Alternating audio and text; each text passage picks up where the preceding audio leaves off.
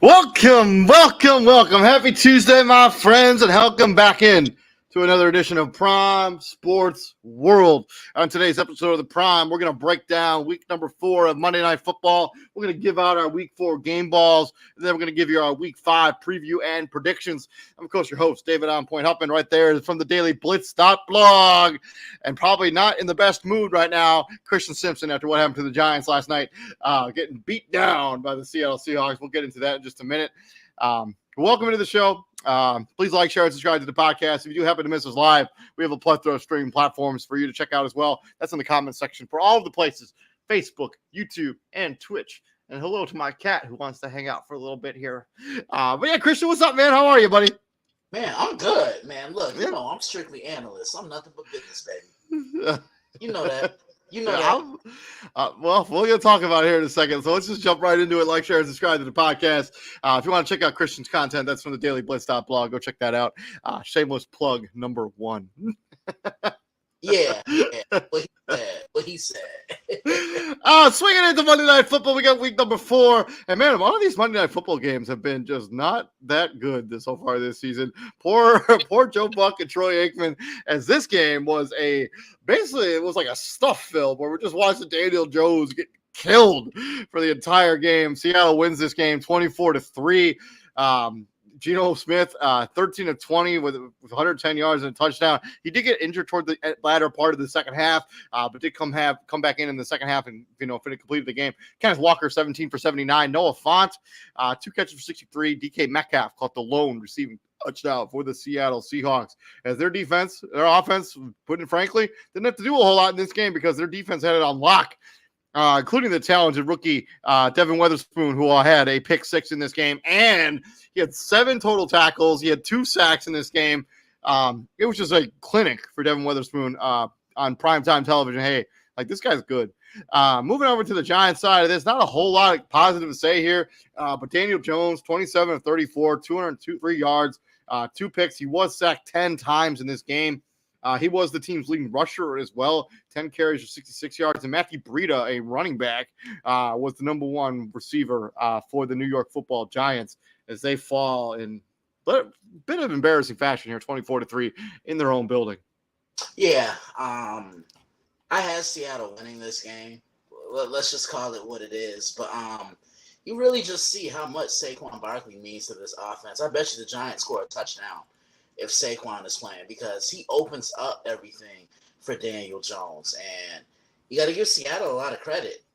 Man, the Giants made the Seattle defense look like the Legion of Boom defense yesterday. The Seattle Seahawks had 4 sacks coming into this game on the season. They had 11 last night.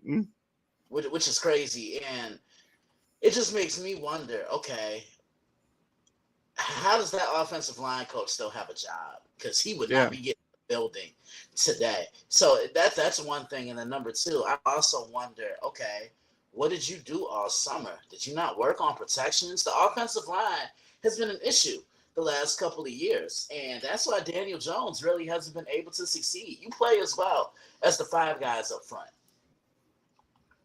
And yeah, I think also on top of that, I mean, they've used very high draft picks. I know Andrew Thomas, they're probably their best offensive lineman, didn't play in this game. And I know they lost a starting center in this game on one of those push plays. Lost their starting center in this game, at least for this game. But it was just not a good performance by the New York Football Giants. Offense never could really get clicking because Daniel Jones literally had no time at all to throw the football. Just not a good performance for the New York Giants at all. Nah, not a good performance at all. Under the lights, they got to get back to the drawing board, because what did I tell you during the beginning of the year, David, before the season started? If the Giants want to be successful, they have to build up leads early on, because last season they snuck up on a lot of teams. Yeah. You see what I'm saying? Like, show that you're worthy of playing for 60 minutes, because you're not going to always be able to come back. There are going to be those teams in this league that'll put you away early on. And what's kind of disappointing is the Giants wasted what was actually a pretty solid defensive effort from their defense. I mean, they played fairly good for being on the football field as much as they were. I mean, the fact that they only allowed 24 points, really 17 points, not including the pick 6 that they gave up. I mean, they played pretty solid defense and wasted a pretty good performance by a pretty by a defense that would play pretty well in this game. Yeah, and when your defense is on the field too much, that just goes to show me one thing.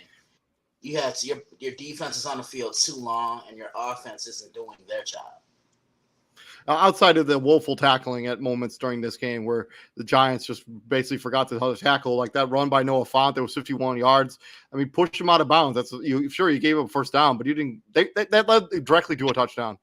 Exactly. So hate to see it. But moving on from as we close this book on week number 4, we got to give out our game balls. And Christian, I'll let you go first. Get your game ball ready to go. Who do you got? Who do you got? I'm giving it to the Seattle defense. You know, I'm a former defensive player. And when you can record 10 sacks as a defense in one game, that's something. It's tough to get to the quarterback in this day and age. Getting a sack is the hardest thing to do on the football field. But the Seattle defense, they were able to swarm to the ball left and right, really mix up a lot of coverages. And you notice they didn't have to blitz a lot last night. It was a lot of stunts on that defensive line, and they were rushing with just 4. Yeah, really dynamic play calling by their defensive coordinator there in Seattle to just get their guys in winning moments, like, you know, using stunts and using swaps and stuff. It was just really good play calling by there, and using a lot of corner blitzes too off the with their nickel. Yeah, that's the toughest blitz to defend in all of football because you never know when those guys are going to be sent. For me, my game ball, this is a guy who, you know, because of the football team that he plays on, I don't know if he necessarily gets the respect that he deserves across the National Football League. But Brock Purdy, man, to throw one incompletion, that is a wild, like one incompletion. Like, I know he only threw it 21 times, but like to throw one incompletion, like that is just an insane stat line. It's not like he's like throwing dink and dunk. He averages 13.5 yards of completion. Like that's like down the field stuff. I think it's crazy the fact that how efficient he is. One incompletion. He's got my game ball. Hey, I like it. And Brock doesn't get enough respect, so I'm with you completely. Yeah, true. To week number 5, and this is the first week of the season where we got bye weeks to contend with. We got the Cleveland Browns, Los Angeles Chargers, Seattle Seahawks, and the Tampa Bay Buccaneers. All 4 of those teams on a bye. But if we start every week the way we start in Thursday night football, and we got the Chicago Bears coming off of that collapse against the Denver Broncos, going into Commander Stadium or FedEx Field, the home of the Washington Commanders. First off, losing to the Philadelphia Eagles in overtime. Kind of a nice story though with the Washington Commanders at 2-2. Last time these two teams played was last season, almost a year to the day that they're going to take the field this year. Washington Commanders won that game 12-7. Christian, how do you think this one's going to shake out? I like the Commanders here. I just think this defense of the Commanders, they're a lot better than what the Bears saw on Sunday against Denver. The Commanders have such a formidable front 4. All 4 of those guys are probably starters or number ones on any other team in the league. And I just don't think the Bears are going to have an answer for Chase Young, Deron Payne, Montez Sweat, Jonathan Allen, and you know my rule, David. You better have game. You got 2 first names. I want to see how Justin Fields comes out because he balled out the other day. There's no denying that. He played well. This was all on coaching, and how Matt Eberflus still has a job is beyond me as well. I think the Bears can keep this close, but the Commanders are going to win. Yeah, I think the secondary of the Washington Commanders can be had, but I just don't know that the offensive line is going to give Justin Fields any time to throw the football. It's one of the worst units in the NFL. I will reluctantly take the Commanders to win this game. I do think the Bears will keep this close and maybe interesting. But yeah, I just don't think the Bears are going to make enough play on defense either, because this defense has been atrocious too. Like how the defensive coordinator in Chicago still, how Luke Getsy still has his job in Chicago, how any of these guys that are in some sort of managerial role as a part of the Chicago Bears has a job still is beyond me. I'll take the Commanders.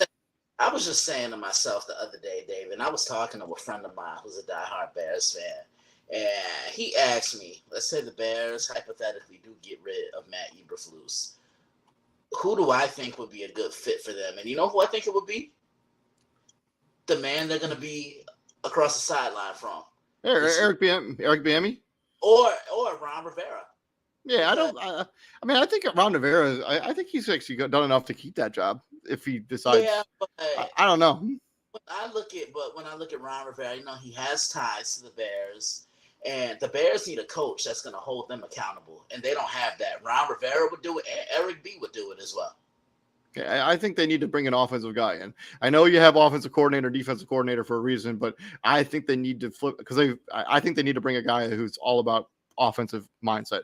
Because if Yeah, they're even if they decide to move off of Justin Fields, which I wouldn't advocate for, I think I don't know necessarily think that's the best move, but we'll. But if they end up with the first overall pick and it's theirs and not Carolina's, I think Justin Fields may not be the answer quarterback. I think you take another swing at it. Um, yeah, yeah. I could see that because you remember when they hired Mark Trestman, and they yeah. thought he would be the savior, and look how that panned out because he Yeah. was the last offensive minded guy. Well, they had Matt Nagy too. Matt Nagy Yeah, was pretty good his first couple seasons in Chicago. Got to the playoffs 2 years in a row. Then kind of this nosedive after that. Moving on from this, we can talk about the Bears for the rest of time, but I really don't want to. Moving on from this game, we're gonna go out to London. Actually, is this Germany? It might be Germany. It's either London or Germany. I cannot remember right now. But we got the Jacksonville Jaguars going into wherever they're going to play, Tottenham and Hotspur Stadium, which is in, hold on a second, I got to figure this out. London? Yeah, London. And they're taking on the Buffalo Bills. Technically, Buffalo is the home team here. Last time these two teams played was 2 years ago. And Kristen, do you remember who won this game 2 years ago? Actually, that's 3 years ago. the Jacksonville Jaguars won this game by a score of 9-6. Correct. They did win the game 9-6 in a absolute barn burner in Jacksonville in Duval County. But I don't think that game way it's going to shake out in this game. I expect this to be a much higher scoring game than the affair we saw 3 years ago. But I think the Buffalo Bills and the way Josh Allen has been playing and the way they've committed to the running game, I think they're going to be too much for the Jacksonville Jaguars. Give me the Jaguars to win this game. David. Oh boy. Let's go. Shameless plug. Shameless plug number 2 because I did it at the top of the show. Right. Jacksonville bounced back nicely, because they dropped 2 games. I honestly thought that Kansas City game was one they almost could have come away with, but their offense kept getting in their own way. Their defense did everything they could to keep them in that game, but it was the offense that let them down. The Texans punched them in the mouth. Last week, they punched Atlanta in the mouth, which really isn't difficult to do. Buffalo made a statement last weekend against Miami. Okay, y'all are the highest scoring offense in the National Football League. Okay, we're going to show you what we have for that. And what did I tell you? The best way to beat a finesse team is to do what? Punch them in the mouth at the line of scrimmage, and that's what they did. Izzy and I have been calling for Buffalo to run this damn football for I don't know how long. Pretty much every year I've been on this show with you guys since I started working with you guys, and they're finally doing it. You have no idea how much how happy it makes me. I preview this one tomorrow on the site. Be on the lookout for it. Yeah, you can check that content out on dailyblitz.blog. That article goes live tomorrow, so you're going to want to keep an eye out for that content. From back across the pond and back in America, and this time we're going to go to Mercedes-Benz Stadium where the Houston Texans at 2-2 are going to lock horns with the 2-2 Atlanta Falcons. Houston coming off that win against Pittsburgh. Atlanta coming off that loss in London to the Jacksonville Jaguars in Andy's room as well. The last time these two teams played was October 6th, 2019. Do you know who won that game and what the final score was? I think Houston won that game. I just don't remember what the final score is. So it was an absolute barn burner in NRG Stadium there in Houston. Houston won that game 53-32. This is, what is this, 4 years, 5 years ago, 4 years ago, October 6th, 2019. Man, that feels like a long time. I'm surprised it's been this long since they played each other. But yeah, Houston won this game. How do you think this year is going to shake out in the 2023 version? Man, I love what I'm seeing from CJ Stroud. He's been the best quarterback in this draft class this year. He's playing with confidence. He's playing with poise. And I think he's really trying to shred that whole stereotype that Ohio State quarterbacks just don't pan out in the league. He's trusting his receivers, the offensive line. They're giving him more than enough time to throw the ball. The Falcons, they need to do more. They need to add more. I don't think Desmond Ridder is the answer for them. The reason why I think the Falcons can win this game is because they can run the football, and Houston is absolutely horrible against stopping the run. But in the end, you still got to be able to make a pass, and I think D'Amico Ryans is going to have that Houston defense ready to play. I like the Texans on the road. Yeah, I think this is one of those interesting matchups, but I think the Atlanta Falcons are going to lean on the strength of what is on paper, a very good defense there in Atlanta that should be able to generate a little bit of a pass rush there against CJ Stroud. But I think it all comes down to Bijan Robinson in this running game for the Atlanta Falcons. I think they'll lean on that offense. They'll lean on what is an elite offensive line there in Atlanta. I think actually Atlanta wins the game. Okay. So we'll see. Moving on from this game, we got the Battle of the Cats as we got the Carolina Panthers at 0-4 rolling into Ford Field and taking on the 3-1 Detroit Lions. Carolina fresh enough getting beat by Minnesota. Detroit putting a spanking on Green Bay there on Thursday Night Football. Last time these two teams played was actually last season. Detroit won that game 26-17. I expect a very similar result without Carolina scoring as many points in this game as because I haven't loved what I've seen out of Bryce Young so far this season. And Detroit, this defense has shown that they can get after the quarterback. That's the recipe for disaster for an offensive line that's not all that good in Carolina. Also, Jameson Williams will return to the Detroit Lions after his suspension. Have reportedly very excited. I will be interested to see how they integrate him back into the offense. Give me Detroit. Yeah, I'm with you. I'm taking the Lions as well across the board. I just think that defense is too much for Carolina, and the Lions are just going to still continue to instill that philosophy. Run the football, stop the run. Don't put Jared Goff in a shootout type of situation because he's not that type of quarterback. And you saw when you cater to your quarterback skill sets, good things happen. He had the best year of his career last year, and I think Detroit might be the best thing to happen to this guy. I agree with you on that.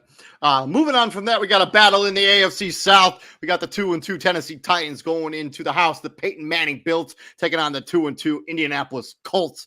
Obviously, these two teams played last season. Christian, how do you think this game's going to shake out? We got the Titans coming off that victory against the Cincinnati Bengals, and Indianapolis losing a heartbreaker against the Los Angeles Rams. These games are always interesting between Tennessee and Indianapolis because they always seem to be close, especially in Indy. Both teams know each other really well. It's always hard hitting. It's always physical. Is Jonathan Taylor coming back for this one? So Jonathan Taylor is supposed to return to practice on Thursday.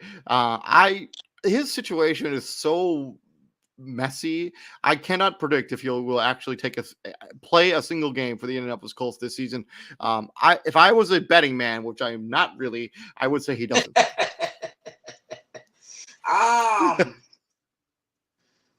Man, this game can go either way, but I'm gonna lean towards. I'm gonna lean toward the Titans. I think the Titans win this one by a field goal on the road. I think it's gonna be a physical game. Derrick Henry's gonna get his touches. Lean on Derrick Henry. That'll open up the passing game. And this Titans front, I think, is good enough to get after Anthony Richardson. Yeah, I think this is one of those games where it's kind of a coin flip. I don't feel strongly either way about who's going to win this game. I will reluctantly take the Tennessee Titans because I think they will lean on Derrick Henry. I think they saw the recipe for their success against the Cincinnati Bengals last week. They gave Derrick Henry, I think, 25 touches in that game. Lean on the guy who is the best running back in football, and good things are going to happen for your offense and for your defense. Give me the Titans, but I wouldn't be shocked in the slightest if Indianapolis went out, got the game. Like, I think Anthony Richardson's looked solid in his brief NFL career so far. Yeah, he just has to take better care of himself because he's playing with too much reckless abandon. And one of these veteran quarterbacks who's been in the league 10 plus years, if he even plays one this year, they're going to tell him, yo, protect yourself because you're not going to last playing this way. He's already missed the game because of injury. Protect yourself, young man. Moving on from this game, we got a battle between the NFC East and the AFC East, this time in South Beach at Hard Rock Stadium, the home of the Miami Dolphins, and they welcome in the New York Giants. Obviously fresh off getting beat down by the Seattle Seahawks on Monday Night Football. Miami coming off, licking their wounds a little bit, coming off their first loss of the year against the Buffalo Bills. Last time these two teams played was 2 years ago, December 5th, 2021. Miami Dolphins put up 20 points to the Giants, 9. went away with the victory. And this right here is my lock of the week. I'm taking the Miami Dolphins as the lock of the week. I just have not liked at all what I've seen out of the New York Giants. And I think if they get down big by the Miami Dolphins, they will not scratch and crawl their way back into the game. It will be over. If the Giants don't resolve all of their offensive line issues, I just don't think there's a magic wand that fixes all those problems. Give me the Dolphins. The offense is so electric as well. I just think they're going to put up points. If there was ever a get-right game, it's this one right here for the Miami Dolphins. Look, the Dolphins were punched in the mouth last week, and I think they were humbled at that too. I could see Devin Achane having a huge game in this one, and all the other weapons of the Miami Dolphins as well. Tyreek Hill maybe having 2 touchdowns. Jalen Waddle scoring a touchdown or 2. Tua accounting for 2 touchdowns. Throwing, he's going to throw a few of them, and I think he can run one as well. I just think the Dolphins have too much offensively for the Giants, and the Giants don't have the offense to hang with the Miami Dolphins. Moving on from this game, we got a battle between the NFC South and the AFC East as the New England Patriots and the Gillette Stadium there in Foxborough welcome in the 2-2 New Orleans Saints, fresh off getting kind of beat down by the Tampa Bay Buccaneers. And New England is for sure licking their wounds after they got beat down by Dallas. Last time these two teams played was September 26, 2021. Christian, do you know who won that game in 2021, which is 2 years ago now? The Saints won that game, and I think they won it by 7. No, they actually they won that game 28-13. This game was also in Foxborough. Man, you're like but you always seem to know who won these matchups, man. You're on top of this stuff. Yeah, come on. Go ahead, man. What we do. Both offenses are really struggling here. The Saints have not looked good with Derek Carr. They've been doing this. They've won the 2 games they won have been on the strength of their defense, and we just talked about New England yesterday. The old school way of trying to win football games won't always necessarily work. And what I mean by that is running the ball, winning with special teams, because eventually you're going to have to do what? You're going to have to take a shot down the field and throw the ball. And they just haven't built around Mac Jones. So that kind of tells me, A, they don't trust him, or B, they just don't want to go out and get a receiver. Or if you don't want to get a receiver in the draft, there's plenty of veteran free agents that you could go after to kind of help mold the young quarterback.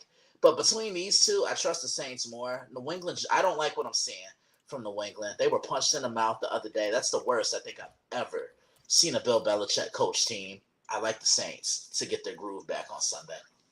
Yeah, I'll take the Saints too. Also, I agree with you on the fact that, the Saints offense has looked horrendous so far this season. But the Patriot offense at times has looked even worse, especially against the Dallas Cowboys. To the might of that defense, the Saints have a good defense. Maybe not as good as the Dallas Cowboy defense, but they can for sure make you look stupid. I got this New Orleans Saints taking this on the road. Patriots, I think they're going to have to do some real soul searching after this offseason, and it may be time to move on from the hoodie. Yeah, I think so too, because I think they need someone younger to come in, because Bill hasn't adapted to the way the game has changed now. And there's always a wave of coaches. I remember in the early 2000s, you saw a lot of defensive-minded guys. Lovey. I'm going to take it back here, David. Eric Mangini. The man genius? Yeah. Man, I thought Eric Mangini was an offensive coordinator. No, are you sure? Yeah, I think he was defense.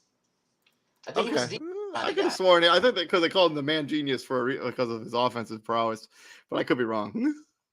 Yeah, but he was a defensive coordinator. Yep. Yeah, I'm just looking it up right here. Okay. All right.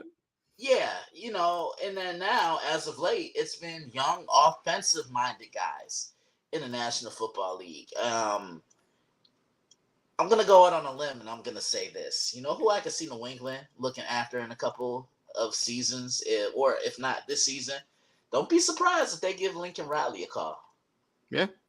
Or, after Josh McDaniels is done getting fired in Las Vegas, I'm sure he's going to end up back in New England. I wouldn't let Josh McDaniels in for dinner.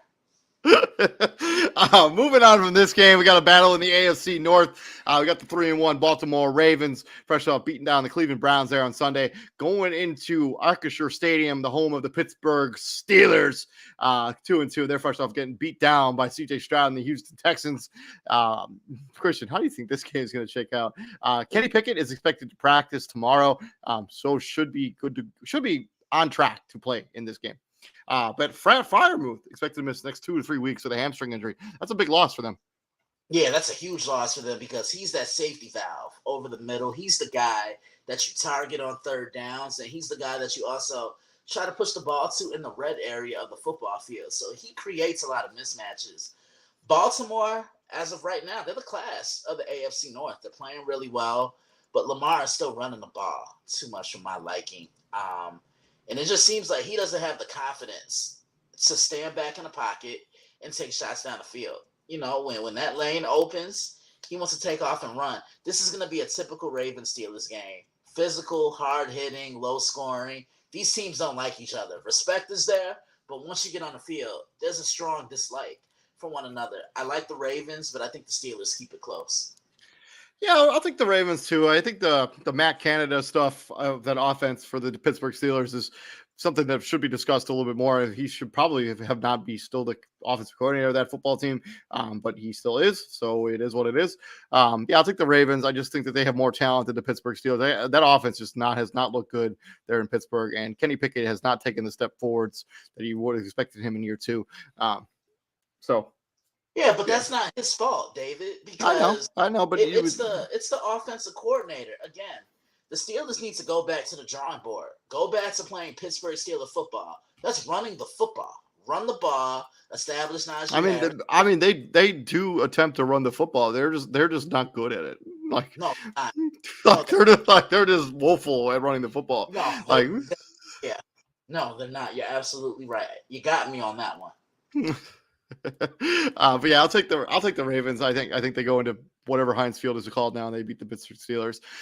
Moving on from this game, we got a rematch of interesting matchup from a few years ago. The Philadelphia Eagles at 4-0 going into SoFi Stadium, taking on the Los Angeles Rams at 2-2. Rams fresh off beating the Indianapolis Colts. Eagles fresh off beating the Washington Commanders. They're in overtime. Actually, both these teams won in overtime. Fun fact. Last time these two teams played was September 20th, 2020. Do you remember who won this game, Christian? The Rams won that game. Yeah, and you were on top of it. Do you know what the final score was? No, I don't. 37-19 Rams as they put up 18. They had 18 points better than the Philadelphia Eagles, but I do not think that'll be the case this time around. 2 years later, look for Philadelphia to just put the clamps on this Los Angeles Rams, even though they have been surprisingly better than people thought they'd be. But Philadelphia's offense has just been so electric and so unstoppable. This Rams defense is going to get exposed a little bit. That no Jalen Ramsey, even with Aaron Donald there. I'll take the Eagles. David. Oh boy, let's roll. Let's go. David, shameless plug. Number 3. Number 3. Let's go. Yeah. When I look at Philly, again, they're still acclimating and they're still adjusting right now. Because what did I tell you? It's one thing when you lose one offensive coordinator. They lost 2 guys from a team that made the Super Bowl last season. And Jalen hasn't necessarily looked the best, but there's more tape on him now. The saving grace of this Eagles team has been DeAndre Swift. You know, they've been running the football, and teams really haven't been able to stop it. And the Eagles' offensive line is showing you why they're arguably the best in the league. Because look at the push they get up front. They bully you at the line of scrimmage. You said it best. The Rams, they look a lot better than I think a lot of people expected them to. But they're just an average football team at best to me. I preview this one on Thursday. Be on the lookout. Moving on from that, we got a battle between the AFC North and the NFC West as the Cincinnati Bengals need to basically win this game to save their season as they go into the big toaster and take on the Arizona Cardinals. Both of these teams are 1-3. Cincinnati getting shellacked by the Ravens? Tennessee. Thank you, Tennessee. Sorry, yes, Tennessee. Arizona obviously losing to the San Francisco 49ers. This last time these two teams played was last year, August 12th, 2022. That's a preseason game. But the Arizona Cardinals won that game 36. I hate when, so I use the NFL.com to like do the previous matchups, and I hate when they put the preseason games on there. Like, why? Nobody cares about the preseason. But Arizona won this game 36-23. I did not think that'll be the result this year, even though I haven't liked at all what I've seen out of Joe Burrow in this offense in Cincinnati. Also, their defense has been kind of hit or miss this season too. But I think Cincinnati, this is a get-right game. They should be able to beat Arizona. But we said that about Dallas a few weeks ago, and look how that turned out. But I will take Cincinnati. But I wouldn't be completely shocked if Arizona pulled out a victory here. They are playing hard for their head coach. They're playing hard for Josh Dobbs. I like what I've seen out of Arizona. They've played harder than I anticipated coming into the season. Yeah, they definitely have. Just the way they were able to punch Dallas in the mouth because they ran that football. Don't be surprised if they do the same thing to the Bengals, because look at what the Bengals did last week against Derrick Henry. They had no answer for him. So if I'm the Cardinals, I'm kind of taking a chapter out of Tennessee's playbook. But man, that Bengals offense, I kind of discussed it yesterday. And just to kind of further elaborate on it and piggyback off what I said yesterday, there's just no camaraderie right now between Joe Burrow and his receivers. Two, I think he's more hurt than he's letting on. And his injury, it just feels like it deflated this entire football team because they haven't really been able to step it up and rally. And they're not getting Joe Mixon the ball. I do think the Bengals win this one, but they're going to have to earn this one. Like, Arizona's just not going to lay down. You know, they're going to have to punch Arizona in the mouth. But I think Burrow eventually, I would just sit out, like TJ's been saying. Sit out, rest that calf. Yeah, I think I would probably do it in this game. Like, I think that you can win. I think you can. I think the Cincinnati Bengals can win this game with whoever their backup quarterback is against the Arizona Cardinals. They're just not that good a football team right now, and I think that if Joe Burrow doesn't get right and get healthy, you're gonna waste an entire season. Yeah, absolutely. And Joe Mixon has to be key. Like, you get Joe Mixon going, that's going to help open your offense. I've said it for years, and I'll say it again. Joe Mixon is the Bengals version of Aaron Jones. Build this offense around him. Include him. Let him get a taste of the sugar as well. I mean, you could essentially give let's say hypothetically, like, they decide to sit, like, their bye week is only 2 weeks away. Like, if you rest Joe Burrow for this game against Arizona and then next week against Seattle, and then you'll have him completely fresh going into that matchup against the San Francisco 49ers at the end of the month. Like, yeah, it would be tough to lose. I don't think that Seahawks game you probably would lose without Joe Burrow, but I think you can beat Arizona. You go into that, you're 2-4. Your Joe Burrow's finally healthy. You give him basically a month to rehab. Yeah, why not? No, I like the way you're thinking because you have to think long term. You know, you want him healthy for the stretch run because you have a game against Buffalo and then you have a game against Kansas City in December. So I'm with you. Then you got to play Baltimore again. Moving on from this game, we got the battle between two teams that are 1-3. The New York Jets, who've lost 3 straight games. Fresh off, they beat the Buffalo Bills in week 1, going into Denver, who beat the Chicago Bears to win their first game of the season after losing 3 in a row. This game is in Mile High. Last time these two teams played was last season. The Jets squeaked out the victory 16-9. Christian, how do you think this game's going to shake out? I think it's going to be the same result. I think the Jets win this game. I really like what I saw from Zach Wilson last week. Yes, he lost, but that's probably the best I think I ever saw him look. And this Denver defense isn't all that great. They're going to run the football. You're going to see a lot of Breece Hall and a lot of Dalvin Cook. That's going to help open up those passing lanes for Zach Wilson. And this Jets defense, I think, is going to be too much for Russell Wilson. Yeah, I get the testament you're saying there, but something I don't understand is, like, this Denver Broncos defense didn't lose any of the players that they had last season when they were one of the best units in the league. And now all of a sudden they just can't stop anyone ever for any reason whatsoever. It's one of the most head scratching things that's happened so far this season. Like, Denver thought you'd be able to lean on the strength of that defense. That has not been the case whatsoever. But I don't know if the Jets are going to be that team that necessarily to test this defense.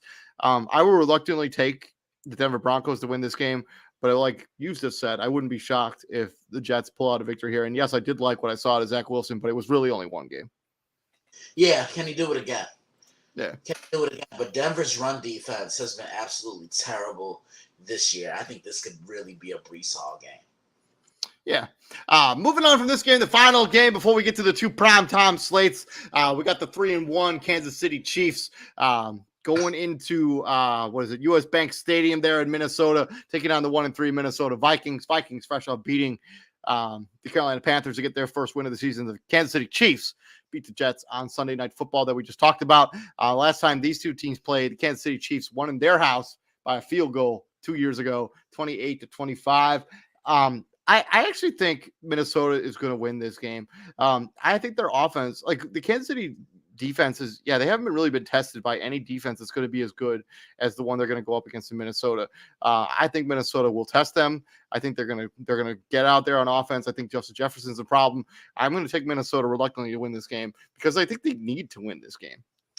I think Minnesota can make things very interesting for Kansas City because they have the offensive weapons. Like, who's going to line up against TJ Hawkinson, right?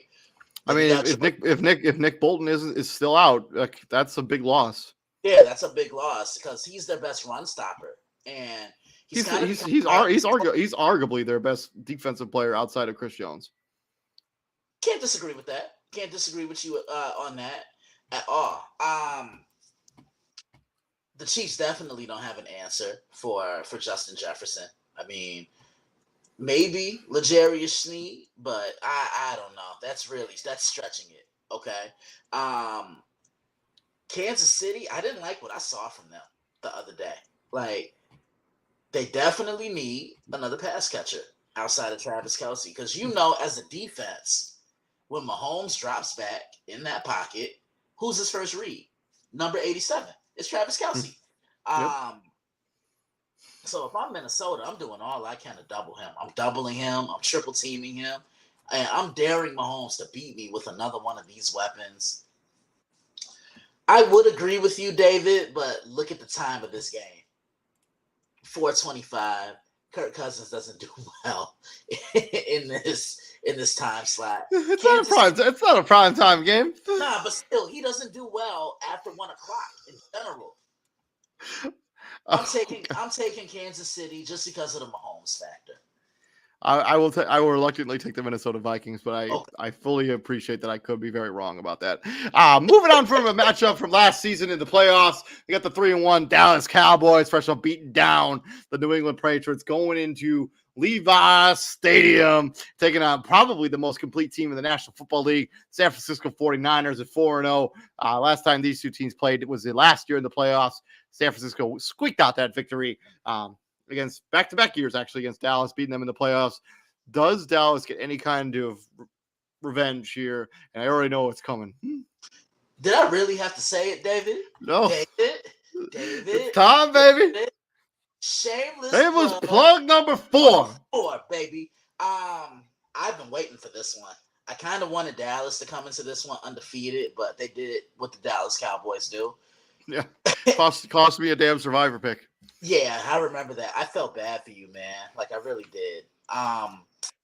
Here's the thing about Dallas. There's no in-between with them. When they're good, they're really good.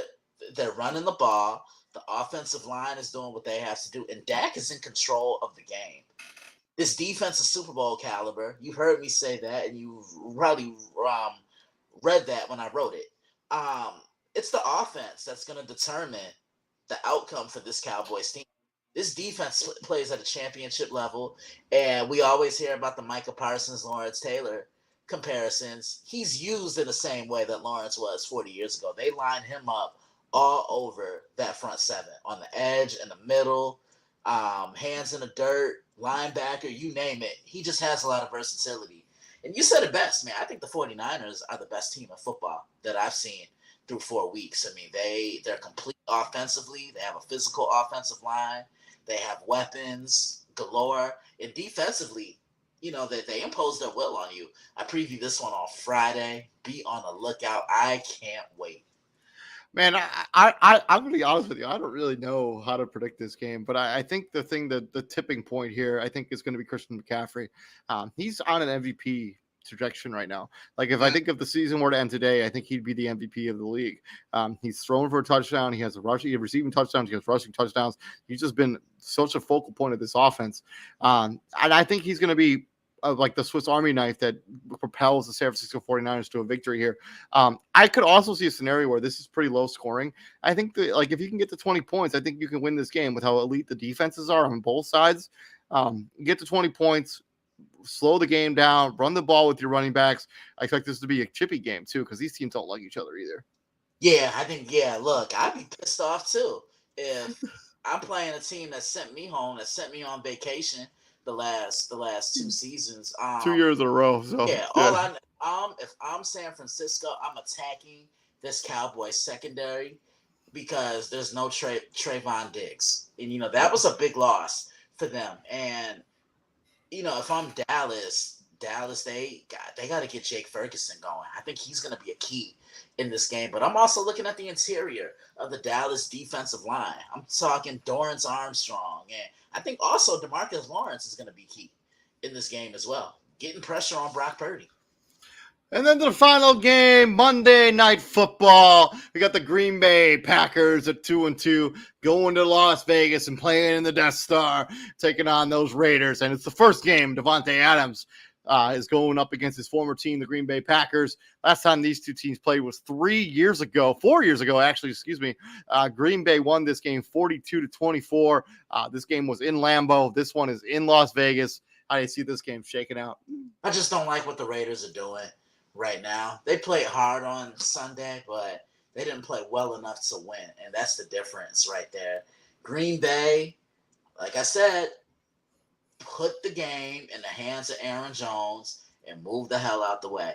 Build this offense around him, because to me, I think they're asking Jordan Love to do a little too much. This is still a young quarterback that's learning. I like it's five career starts so far in his NFL career. It's a quarter of a season. Right. But I like the Packers here.